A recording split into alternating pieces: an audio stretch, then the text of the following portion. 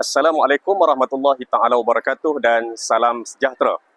Sebagaimana yang kita sedia maklum, saudara-saudara kita di negara Indonesia sekali lagi diuji oleh Allah dengan ujian yang besar, iaitu musibah banjir bandang yang berlaku pada 26 November yang lalu.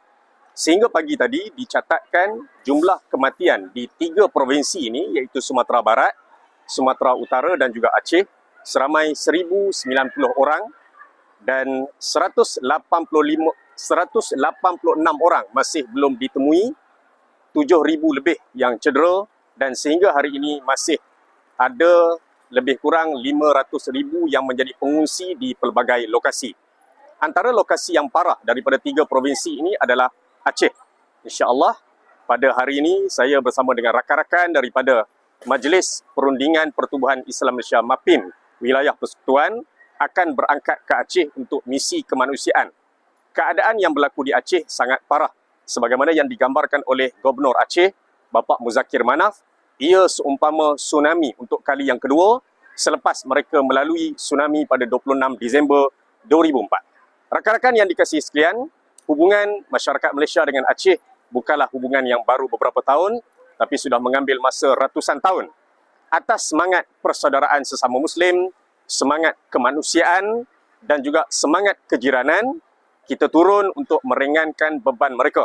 Walaupun kita tahu sumbangan, tenaga yang kita berikan bukanlah mampu menyelesaikan segala permasalahan mereka, tetapi setidak-tidaknya dapat memberikan sedikit kegembiraan dan senyuman buat mereka untuk bangkit semula pasca banjir yang berlaku beberapa minggu yang lepas.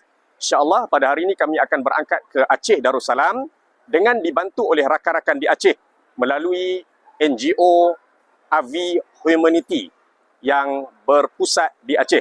Doakan perjalanan kami selamat pergi dan balik.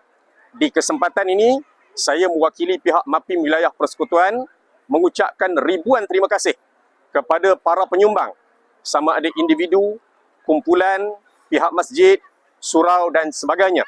Dan boleh ikuti perkembangan kami daripada masa ke semasa yang akan kami update di Facebook MAPIM Wilayah Persekutuan bergantung kepada akses internet di lokasi yang kami akan tiba nanti. Sekali lagi terima kasih atas sumbangan doa daripada tuan-tuan dan puan-puan sekalian. Assalamualaikum warahmatullahi wabarakatuh.